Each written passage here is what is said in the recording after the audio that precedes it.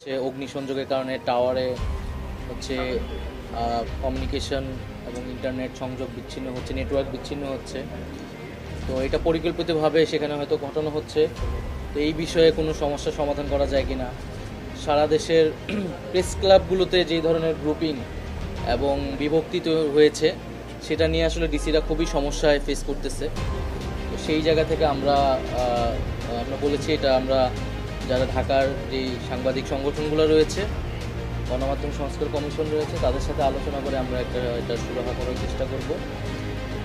এছাড়া গুজব এবং মিথ্যা তথ্য বা অপতথ্য যে প্রবাহ সোশ্যাল মিডিয়া, সেই বিষয়ে তারা উদ্বেগ জানিয়েছে বিভিন্ন জায়গায় যে এরকম।